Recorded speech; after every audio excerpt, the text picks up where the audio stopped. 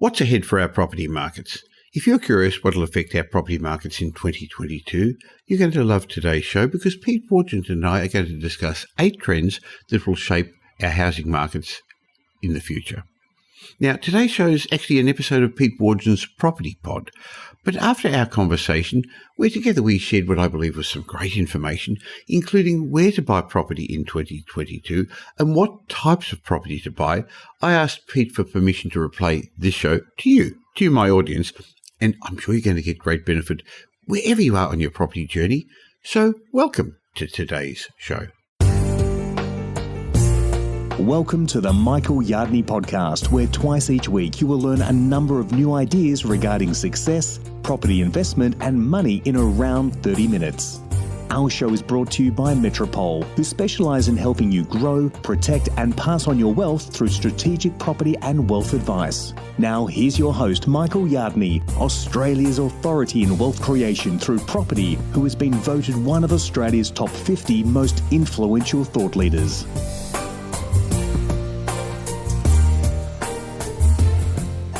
G'day, welcome to the Pete Wargent Property Pod. So this week I've got a familiar guest back on the show, Mr. Michael Yardney, joining us from Melbourne. Michael, great to have you on.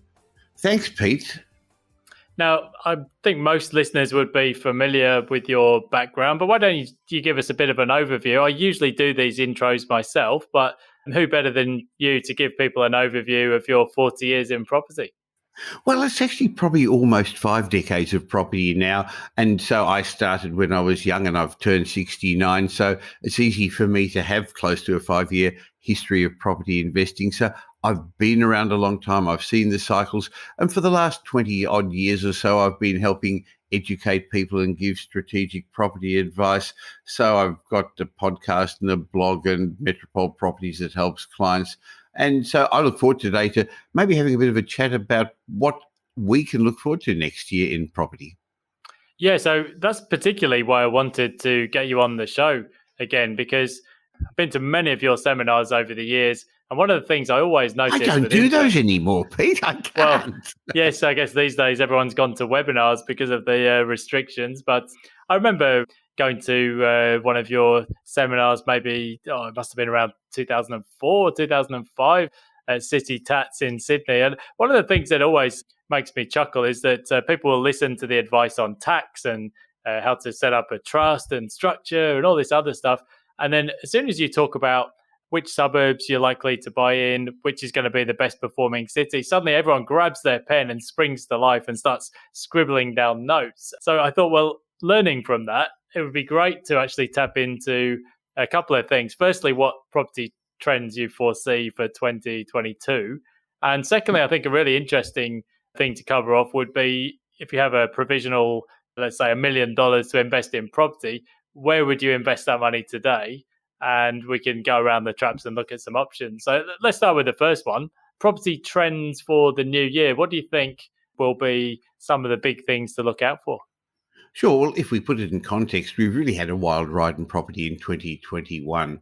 So I believe what's going to happen next year is overall, the property markets are going to slow down. But at the end of 2022, property values will still overall be maybe 6 to 8% higher, with some markets performing better than others. But I also have learned by doing this for so long that despite the best predictions, if history taught me anything, is that there's going to be an unexpected X factor coming out of the blue that's going to make all those forecasts that you and I are going to talk about now change, either on the upside or the downside. There was COVID a couple of years ago. There was the Delta strain of COVID last year that closed big capital cities down for a while. So with that disclaimer, I think the first trend is that property values are still going to go up, Pete, but they're going to go up at a slower rate. The leading indicators I look at are things like housing finance. And even though they've dropped a little bit recently, one of the changes, Pete, of course, has been that investors are back in the market again now, aren't they? Yes. And in fact, at the time of recording, the ABS just put out its latest figures. And there has actually been a bit of a fall in the number of home buyers in the market, probably driven to some extent by the lockdowns in Sydney and Melbourne, because these figures are always backwards looking. But investor lending is now on the up. And I think one of the things that has become clear over the past 15 or 20 years is when investors are coming into the market tends to rise. They tend to sort of amplify the cycle. So yes, definitely investors coming back. And I'm sure you've seen that at Metropole, more inquiries and so on. More than ever. So most investors get it wrong because they come in at the end of the cycle when for a year they've heard in the media that auction clearance rates are high and property values are high and now rentals are going up. So I believe that we're going to also move into a two-tier property market moving forward. So while property markets have performed well so far, I think moving forward, affordability issues are going to constrain many buyers, Pete. The impetus of the low interest rates to allow borrowers to borrow more has worked its way through the system. So at the end of this cycle, I can see that property values are going to be, 25, 30% higher than at the beginning of the cycle. And in some areas, they're already that much. But that means the average Australian buyer, they haven't got enough money, more money in their pockets to be able to pay more.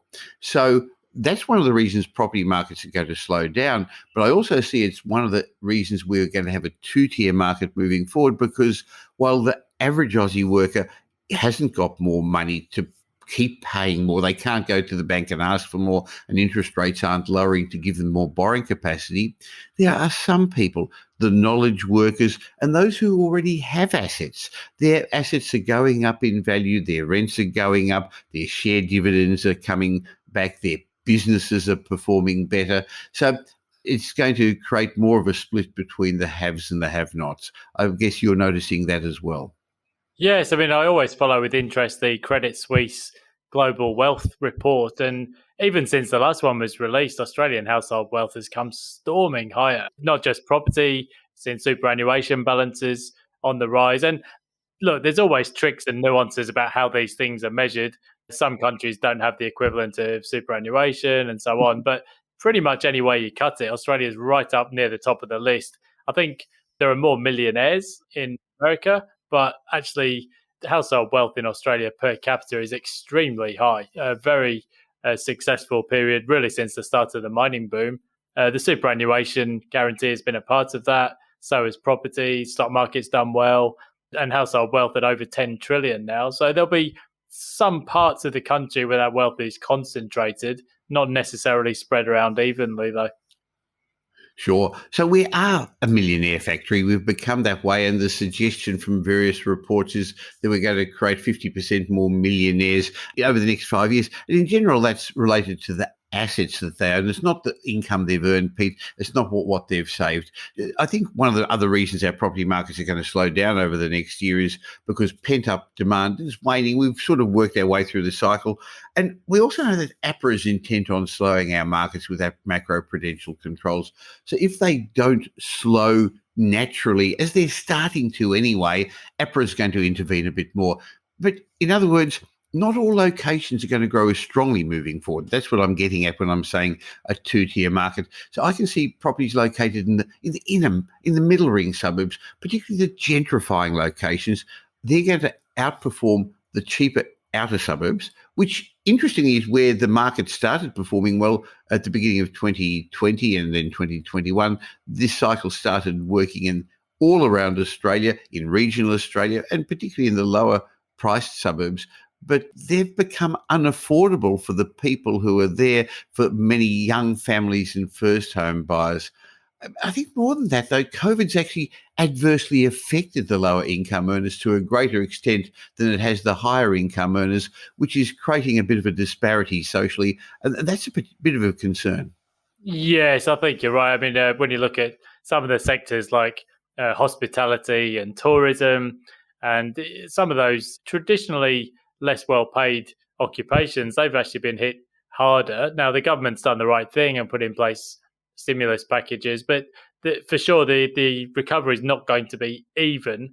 And I think, as you mentioned there, actually, some of the sort of more affordable fringe suburbs have really seen prices surging. And I guess it might have started out because of a combination of affordability and also people seeking more space, getting away from sort of the dense high-rise towers where they couldn't use the lift or the gym or the pool and all of that stuff. So it kind of had some logic, but I think in some cases, actually, prices have got ahead of themselves, and the same in some regions as well, I guess. Yes, I'd agree with that.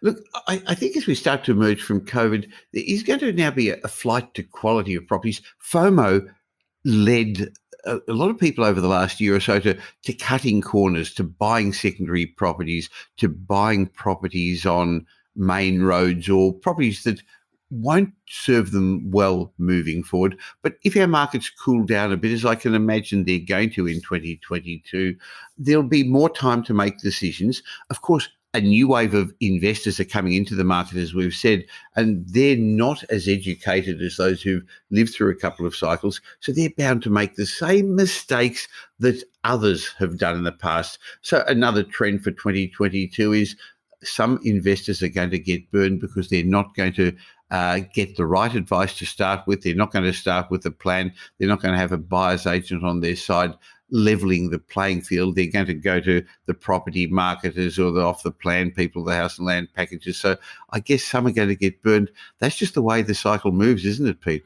Oh, yeah. And when I mentioned coming to your seminars, that's exactly why I used to come because, a lot of stuff, when you've been in the market for a few cycles, a lot of things seem very obvious to you, but it's easy to forget. Like when you started out, when you were younger, we didn't know a lot of stuff. And in fact, back in those days, there were far fewer books and resources and places to learn. And there was a lot of people trying to sell you stuff, particularly as you mentioned, house and land packages and off the plan units in far-flung locations. When you get into a rising market, people tend to get a fear of missing out and they get a bit complacent. And that's really when people make the bigger mistakes. And I think I would have to check the history books. Was it Napoleon who said that the time of greatest risk is at the period of victory because people let their guard down? I think it's exactly the same in financial markets. People get carried away, fear and greed kick in because we're human. And as we said, the new naive property investors, and we all started that way, so it's not disparaging them. They just believe what they're told, and that's a pity. Look, as we talk about trends for 2022, I think our economy is going to pick up. We've spoken about that concept before for a number of reasons. At the same time, households have squirreled away an estimated $200 billion this year with the prolonged lockdowns, particularly in our largest cities. So as life gets back to normal, we're going to start spending some of that. So we're going to pay down some debt. We're going to buy assets. We're going to treat ourselves because we feel we deserve it. But it's also been apparent in the property markets, home buyers upgrading, home buyers renovating, and others have actually just bought a holiday home because they haven't been able to go overseas, Pete. Yes, I mean, it's the cash levels were already pretty high in Australia. I think there's something that's been quite uniquely Australian is the building up of these big offset accounts and mortgage buffers, effectively prepaying the mortgage. Very Australian trend. So I think the household liquidity was already very good, but the last year, 18 months, as you mentioned, hundreds of billions of excess household savings piling up there. I think in the third quarter, because of the Sydney and Melbourne lockdowns, household saving ratio was near enough 20%. I mean, we just don't see numbers like that in recent decades. There's a lot of cash on the sidelines there. And when people are able to get out and spend again, I think they'll do so with gusto. Because I think a lot of people aren't quite ready to travel overseas yet. Too many COVID restrictions, too much uncertainty, flights are expensive. So I think a lot of those dollars will find their way back into the Aussie economy next year. What I've noticed planning our Christmas holidays is accommodation is expensive, restaurants are expensive, life has become more expensive. I think some organisations are making up for their losses over the last year or two, and I don't begrudge them doing that. Now, moving forward and looking for further trends, I believe the official interest rate is going to remain unchanged next year. Now, I know there's a lot of people who I believe are better educated than me and smarter than me that would disagree, but in my mind, the official Reserve Bank interest rates likely to remain unchanged in 2022 because I can still see our economy operating below its potential with economic growth and wages growth at the moment not strong enough to justify an interest rate rise. Remember, the current rates are stimulatory. The Reserve Bank's only going to raise interest rates when it's done its job, when the low interest rates have done their job of boosting the economy, when the economy's bounding along and when wages growth have remained higher, stronger for some time. And I know there's currently jobs growth occurring, unemployment's falling. Well, it's crept up a bit, but it's likely to fall again. There's rises in full-time jobs. But there's also those 200,000 more skilled immigrants coming or plan to be coming to Australia, and this would fill some of those job vacancies. That's going to dampen wages growth as well. But Pete, I wouldn't be surprised over the next year if banks keep rising their interest rates out of cycle, as they've already started to do with the fixed rates, with the longer term rates, because their cost of funds is starting to creep up a bit, Pete. Yeah, I mean, people can spend an awful lot of time trying to second guess what interest rates are going to do. I think, as you said, there's a lot of excitement in commentary about the Australia's 3-year bond yield suddenly jumping higher as the Reserve Bank, I guess, kind of miscommunicated its role in the market there. But the bigger picture for people interested in property is, well, all right, well, okay, mortgage rates might creep higher from the lowest level in history, but take a look at 4, 5, 10-year bond yields. We're not going to see high interest rates. I think this is an important distinction. We've got the cash rate at 0 effectively at the moment at the lower bound. Look, it might creep higher 2022, back end of 22, early 23. But, if the cash rate goes from 0 to 1, it's not really going to move the needle that much. And I think that's the big picture that sometimes people miss. One of the other trends I'm foreseeing in 2022 is APRA is likely to tighten its macroprudential measures. APRA's really only tapped its foot on the brake pedal, Pete. It hasn't really pushed it down hard. It actually hasn't tried to slow our markets. So if the property markets continue to grow too fast for their liking, we're not totally sure what their liking is, they're likely to introduce stricter measures. But Pete, hopefully they've actually learned the lessons from their past mistakes. I well remember what happened in 2017-18 under their watch, when the stricter bank lending criteria that they instigated, it actually created a credit squeeze that just didn't slow the market. It actually stifled certain markets. Now, by the way, they were right to do it when in 2016, more than half the properties bought in Sydney were by investors. The market was overheated, but I think they went a bit too far.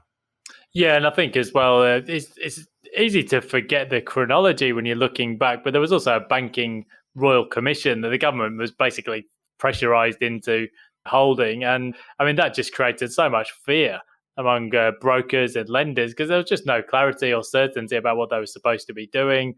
There was people checking receipts for $10 payments and $5 standing orders. It was just crazy stuff. So I don't think we'll see an equivalent this time around. We might see, as you mentioned, if investor lending gets too hot, then APRA now does have the tools ready to get banks to actually implement them in a timely manner if needed. But I don't think they'll be going in wholesale with hard tightening rules. I think, if anything, they would like to see the market cool naturally as new listings come online. And I think that's probably what will happen. Neither APRA nor the Reserve Bank want the property markets to crash. I guess they want that, Pete, as much as they want another strain of the coronavirus. I think one of the other trends that's going to happen over the next year is property investors are going to return. We've already suggested that with finance pre-approvals, it looks like property investors are already now getting back into the market, but they're still well below the long-term average levels, where about a third of properties are bought by investors. So this cycle was initially driven by owner-occupiers, upgrading and first home buyers, but the incentive for first home buyers is now decreased. A lot of those incentives are gone, and we've actually brought forward first home buyer demand. So I can see fewer first home buyers in the market over the next year. Oh, yeah, for sure. I think the first home loan deposit scheme was very successful. And I don't think I've seen this reported anywhere in the media, but home ownership rates have actually been rising through the pandemic. You don't hear that reported, but that is the case as the first home buyer stimulus kicked in. And now that's going to wash through. So I think the first home buyer numbers will go back towards normal next year. Some people are calling for measures to restrict investors, and yet we've got rental vacancies. Well, they're the lowest we've seen in years, probably 10 or 12 years. And there are some rental vacancies in the sort of CBD high-rise towers, but they go around the country. There's chronic rental shortages. So I just don't get the logic myself in terms of restricting investors. If anything, we need more, not fewer. Well, somebody's got to provide the housing for that third of the community that wants to rent. Now, there's no doubt that we've got to provide social housing for the disenfranchised. There'll always be people who are going to need that, and I believe that's the government's job. Now, whose job is it to provide rental accommodation? For those who are at various stages of their life, they're not ready to buy yet, or they're transitioning, or they're going through divorce, or they're moving to a new state. Somebody's got to provide that. The government isn't. There will eventually be these new built-to-rent complexes. That'll be an interesting change to the rental landscape moving forward. But at the moment, it's really in the hands of private investors who are running their own little small businesses, people like you and me, Pete. Yeah, I mean, they've done a lot of build to rent in London. I have to say, I'm not a fan. Often left-leaning people think they're going to be some kind of fix-all solution. But you've got to remember, in the end, big corporations want to make a profit. That doesn't really motivate people to put in place timely repairs or look after buildings. Get some very generic complexes being built. And the longer term leases can be good for security of tenure. But the trouble is, once you're in the system, you're just another number. Dare I say it, I think in some cases they could be slums of the future. I think private landlords are they're an absolutely key part of the Australian housing market, because the government just doesn't own much of the housing stock. The public sector share is just falling and falling. Mm. Well, that's the way our system works in Australia as opposed to overseas. Okay, Pete, can I share one more trend, one that I can guarantee will happen, Pete? Please do. Property pessimists are still going to be out there telling us not to invest, and they're going to tell us that our property markets are going to crash. And why can I guarantee that, Pete? Because that's been the case for the last few decades. But one last guarantee, they're going to be wrong also. It was probably the easiest prediction because, I first lived in Sydney before the Sydney Olympics, and I remember the Sydney housing market had a good run post-Olympics, and it was just non-stop property bubble talk. And for sure, the market peaked out, but who wouldn't like to go back and buy Sydney property at 2003 prices? Even at the peak of the market, you'd have done very well. Yeah, I think that's an easy prediction to make. So for those of you sitting eagerly at home with your pen in hand, ready to scribble down where to invest in property next year, now is your golden moment, because I'm going to put Michael on the spot. So, Michael, if you had, let's say, $1 million to invest in property, what would you buy if you were looking in, say, Melbourne, which is your local market, of course? And then we might just ask you as well about potentially Sydney and Brisbane. Well, I'm going to disappoint you, Pete, and I'm going to disappoint the listeners initially, because it's the wrong place to start. Now, I find most property investors start their journey by trying to choose a top location because they think that's the best place to buy an investment, or they look for what the right property is. However, when you look at the result of most property investors, what they achieve, we know it makes little sense to do it the way they do or ask the questions they're asking, because statistics show that 50% of all property investors, well, they sell up in the first 5 years. And of those who stay in the market, we know that 92% never get past their first or second property. So if you want to outperform the average investor, if you want to develop financial freedom, don't start by selecting a location or looking for that ideal property, because property investment's a process, Pete. You know that, and I know that. So I know you're being a good journalist, asking me a question that your listeners want, and that's good, and we will get to that. But if I taught you where to fish rather than how to fish, Pete, that probably isn't going to serve the purpose well. So I believe things have got to be done in the right order, and selecting the property comes right at the end of the process. And I know you do that in your own business also, where you actually put a plan together for your clients with buyers, just like we do at Metropole, that for many people, putting a plan there, the property you eventually buy will be the result of a sequence of questions that you're going to need to ask and answer, and a series of decisions that you're going to need to make even before you start looking at the locations. So long before we talk about property or the right location at Metropole, we look at a whole lot of factors, including what's your age, what's your time frame, what's the desired results you want, what do you really want your property to do? Are you looking for cash flow? Are you looking for capital growth? Are you looking for a combination of both? Because if I just tell you what to buy in Brisbane or Melbourne or Sydney for $1 million, Pete, what works for me may work for you because you're a very established investor and you've got a big asset base, but it may not work for some of our listeners, and then they're going to wonder, hey, why hasn't it worked? So it really all has to do with a plan and understanding what your finance capacity is, and having a plan will actually help you define your goals. But then when you're going to talk about where to buy and what to buy, I think there are three things you fiddle with: budget, And that's usually determined by the banks. Location, and yeah, I will give you something, Pete, but give me a moment. And then the right property in that location. As we said, I think we're going to be moving into a two-tier property market. So we've got to look at the locations that moving forward as we move out of COVID, as the year after next, we're going to maybe have a bit of a slower property market. We actually have to look at a location that's going to have the right demographic, that's going to be able to afford to and prepared to pay more moving forward. So I think the first thing is to actually understand where not to buy. Some people are going to say, I only want to buy in my own backyard. Now, I know you and I don't necessarily agree with that principle. We're borderless investors, but some people are going to suggest, look, I only want to buy in my home state.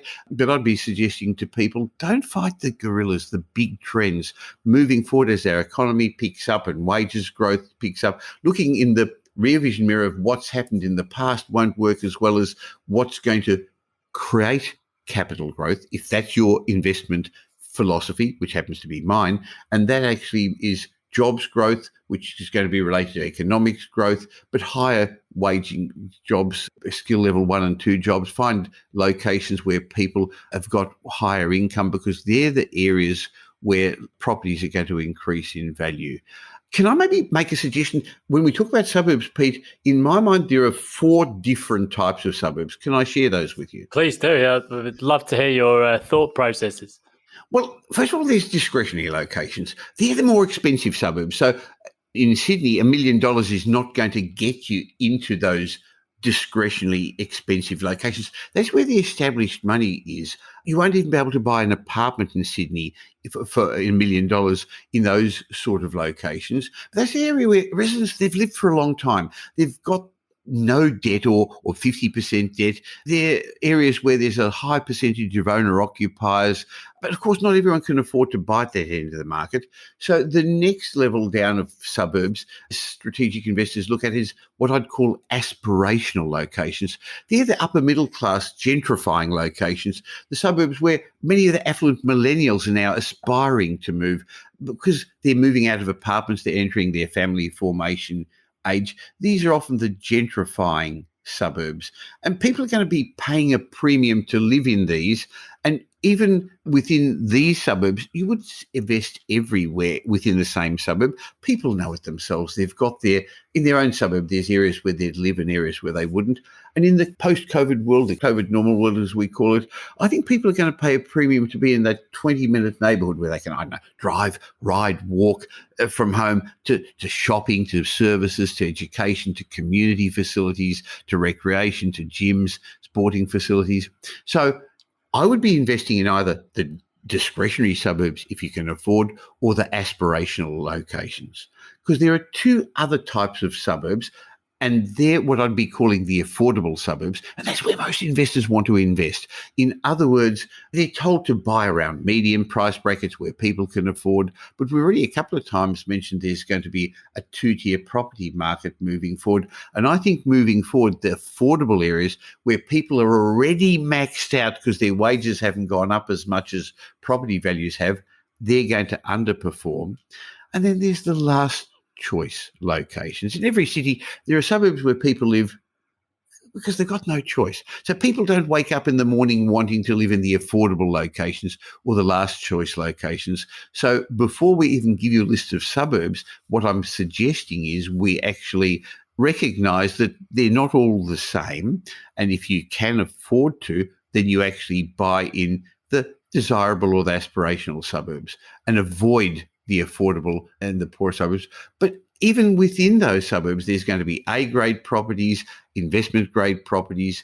There's going to be B-grade properties that are probably not going to have all the attributes of a A-grade property, or the location's not going to be as good, and then the C-grade properties. So that's the big picture of where we start and look. And so if you're going to buy in whichever state around Australia, don't buy at the lower end. So if your budget doesn't allow you to buy in $1 million in Sydney in a great location, all you could buy is a double garage, maybe you should be looking at Brisbane, where that would buy you well above the median price, Pete. Yes, yeah. Well, gosh, there's lots to absorb there. I'm just thinking from my own sort of property journey and life in Sydney. I used to live, like almost every POM on the planet, I used to live in Bondi. In fact, I bought my first property in Australia in Bondi many years ago.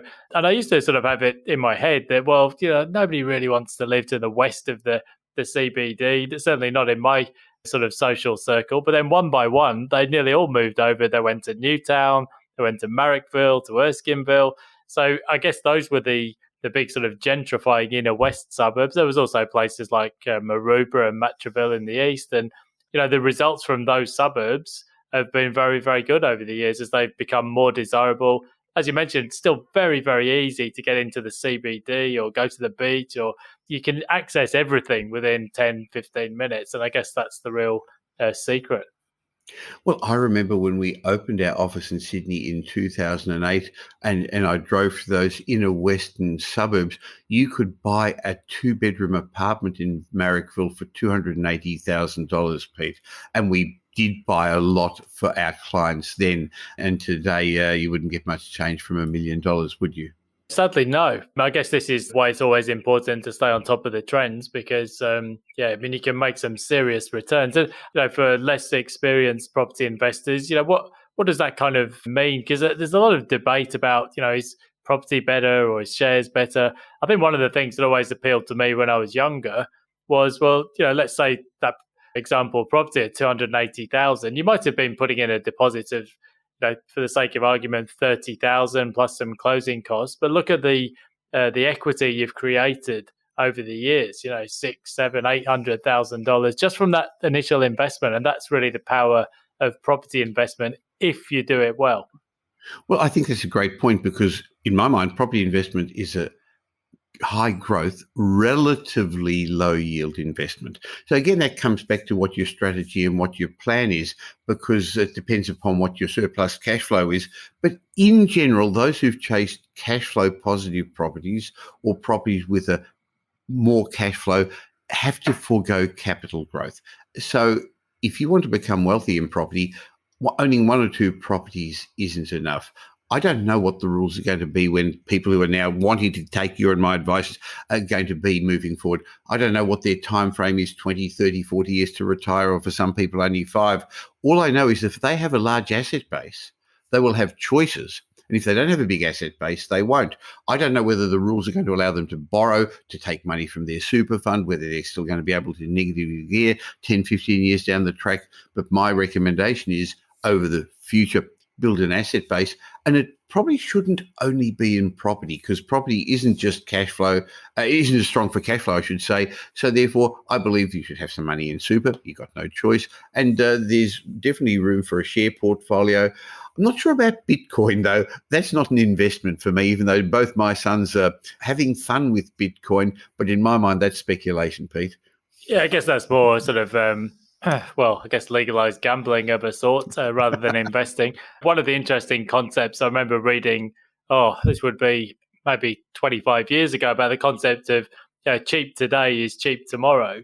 And I think at various points in my property journey, I only had a low borrowing capacity or budget. So I bought in some cheaper locations and they've done just fine, places like Geelong and so on. One of the interesting aspects about an inflationary economy, I guess property in Sydney feels expensive, but I mean, when you look at the properties you own there, you're always happy that you've got properties in cities like London and Sydney and Melbourne because they're always worth a lot in today's dollars. They're very, very good inflation hedges. Don't expect investment grade returns from secondary properties. It just doesn't work that way. And we all have a limit. So if all you can own is 3 or 4 properties, own the best properties you can. So back to your question, well, what would you buy? If you can afford a house, obviously the extra land value and the higher land to asset ratio, a house would make sense. But if you choose to invest in Melbourne or Sydney, a lot of people aren't going to be able to afford a house in those better suburbs. I would rather own an apartment in a good suburb, but not any apartment, not a high-rise apartment, a family-friendly apartment in a good neighbourhood in Melbourne or Sydney than house and land way out or a property in Darwin or Northern Territory or Alice Springs. So apartments make great investments in Sydney, and so If you said to me, well, if I've got $1 million, what would I buy? Priced out of a home, so an apartment, and you're probably no longer even in the eastern suburbs, but you're talking about the inner west for an apartment in Sydney. In Melbourne, villa units, which were built in the 60s and 70s as retirement downsizing homes for the older people, they're different to apartments because they don't have somebody above you or behind you or below you. What that is basically an apartment on a block of land with a small front yard and a little courtyard at the back. They make great investments, Pete, because young families want them. They like the security of being on the ground floor. They can take their prams in and out or their shopping in and out. So they're competed, a lot of competition for villa units in Melbourne, in the southeastern suburbs, in the inner western suburbs. You can definitely get a great villa unit in Melbourne for well under $1 million, or even a townhouse. I believe moving forward, townhouses are going to be great investments. So I guess the word townhouse is a British concept, isn't it? Where the landed gentry would have this little house in town, apart from their big property in the country. But in Australia, we're really talking about modern, usually two-story accommodation on a compact block. I can see that being a preferred style of accommodation moving forward, Pete. Yes, I think so, particularly in the mature capital cities anyway. Yeah, it's interesting. The concept of townhouse, it conjures up this 5-bedroom place in Mayfair on 5 or 6 different levels and so on. In Australia, we tend to think of a townhouse as, 3-bedroom, 2-bathroom, maybe 2 lock-up parking. Suburbs that would be good to own a townhouse in my neck of the woods, in places like New Farm in Brisbane, because they just don't build new ones. There's no space. They can build new apartment towers in the CBD, but there's just nowhere to build new townhouses. And they're family friendly, particularly if you've got a young, baby or something. We lived in a townhouse ourselves in New Farm, and they're really scarce. And interesting insight there into the villa unit concept. I've just got the one villa unit in my portfolio in Victoria, and I think there's some analogies there with the bungalows in the UK. I think only about 10% of the housing stock in the United Kingdom is the single-story bungalow, but the demand for it has just increased and increased because so many retirees now, as the population ages, they just don't build them. So, and I think the villa unit's a bit the same for young families. If they can't afford a weatherboard home on a quarter-acre block or 400 or 500 square meters, well, a villa unit's a pretty good substitute, and they just don't build them. They don't build them. They can't build them because what they did then in the 60s and 70s was they'd pull down large houses on substantial blocks of land and often build 3 or 4 and sometimes 6 villa units, a driveway down the middle and 3 on either side, or a driveway down one side and 4 villa units. I've got a number of blocks of those where in the old days I could actually get a whole block from somebody who owned them all. You just can't do that anymore. Apartments are not performing as well in Melbourne at the moment. I think there's going to be a catch-up of apartments because the gap between apartments and houses has never been as big, and as houses are now becoming less affordable, family-friendly apartments, larger apartments, ones with balconies, or particularly ground floor ones with courtyards, they will still make good investments. But I think in Sydney, apartments make great investments, but not in Brisbane. Brisbane really hasn't embraced apartment living as much, have they? Yeah, there was a lot of overbuilding in particularly the inner city of Brisbane, and in fact, pretty much a whole new suburb went in at Newstead. Quite a bit going on at Hamilton down on the river. So yeah, it depends again on the type of property. I think if you're going to buy an apartment, I mean, the things I would always try and look for, try and find a point of scarcity, particularly the more boutique blocks. If you've got a view, that tends to be good, and proximity to the right kind of locations where they just don't get massively overbuilt, because there's definitely been some of that in recent years. Interestingly, I happened to, for the first time in 2 years, visit our Sydney office 2 days ago. And I was asking the buyers agents what they'd bought there, and they'd found a great apartment with an ensuite. You didn't actually walk straight into the living area, but there was a little hallway. It actually had the bedrooms not off the main living area, but off corridors, so that there was some quietness and some amenity, and it had a nice balcony. So that was different. That's what I'd call a family-friendly apartment. That's what I'd call one that's going to always rent easily, let easily. Obviously, there was a lot of competition to buy it. We managed to snare it prior to auction, and our client, I'm sure, is going to have a great investment there. So in Brisbane, though, I'd be buying houses. I'd be buying nowhere near as far out from the CBD as we would in Melbourne or Sydney. So Brisbane, I'd be looking for good transport. Public transport's obviously very important. And with any of these properties, I'd be looking for ones where there is still some ability to do things up and some upside potential rather than something that's been just totally refurbished by somebody else. You don't always have to do the renovation. So I wouldn't necessarily spend the money doing the kitchens and bathrooms and upgrading it straight away. I'd rather buy the best property I can. The renovation potential will always be there to do something, I don't know, in 5 or 10 years' time. Yeah, I think Brisbane, it's always struck me as a great place to, if you've got the budget to buy properties, you're effectively land banking because there's a lot of really bad housing stock in Brisbane.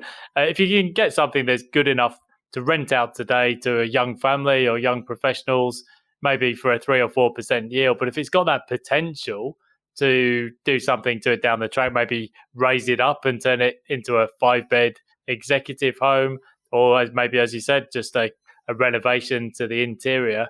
I think a lot of those Queensland weatherboard properties, the older dated stock that's got potential to do improvements down the track, sort of equity on ice, if you like, you're effectively land banking for the future. I think they've been tremendously good investments. And I know your colleague Brett Warren very well. He's bought loads of stuff around places like Kedron and Wavell Heights and Stafford and those kind of areas over the years. And hasn't that strategy paid dividends for your clients over the past decade? Very much so. Well, we just recently bought a property in Brisbane with a really, really poor house on it. People are getting $150 a week rent, so you can imagine how good the property is. But we're going to pull it down, and I've already got plans to build 2 separate homes on it. So I'm not only taking advantage of the rise in the market, but also I'm going to manufacture capital growth.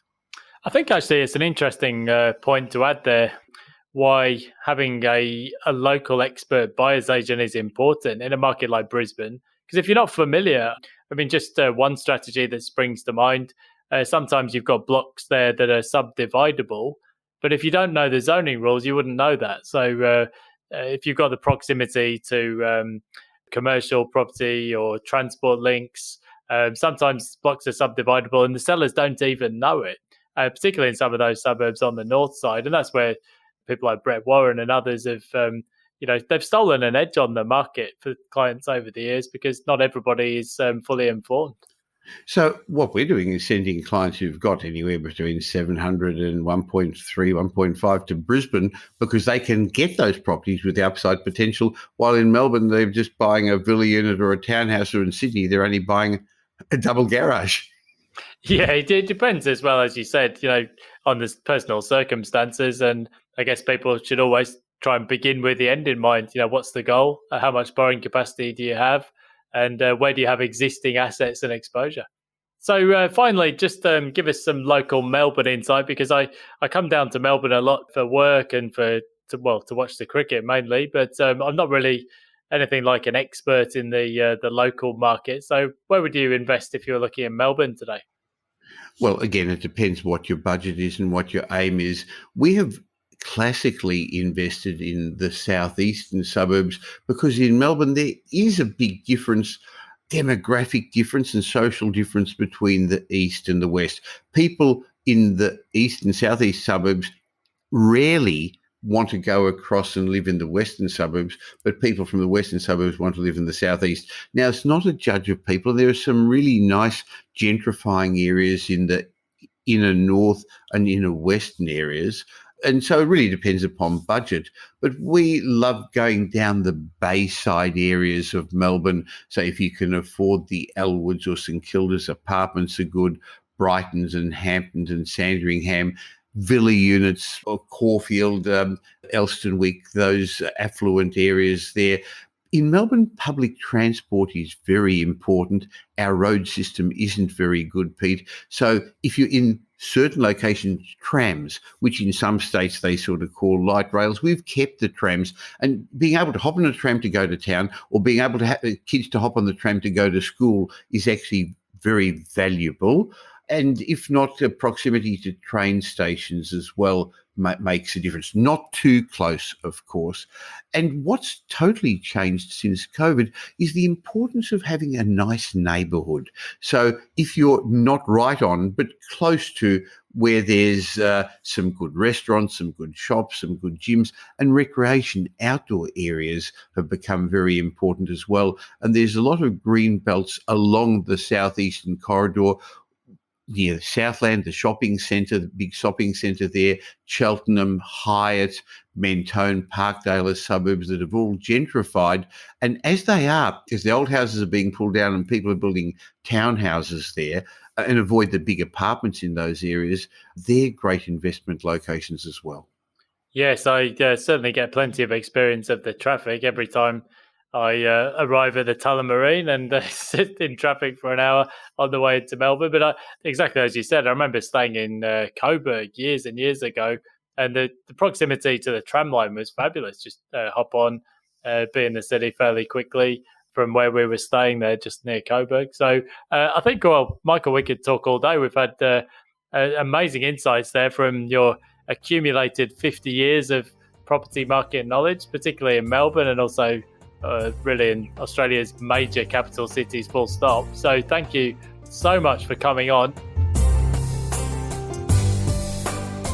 Well, as I explained at the beginning of the show, this was an episode of Pete Wargent's Property podcast, but I hope you got some benefit from our discussion. And as you know, Pete's a regular on my podcast anyway, and we're both big picture people and happy to share our knowledge with as wide an audience as possible.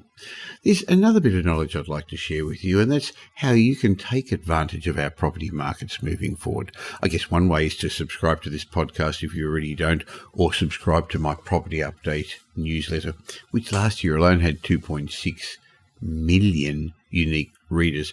Go to propertyupdate.com.au and you'll get commentary from a whole range of property experts.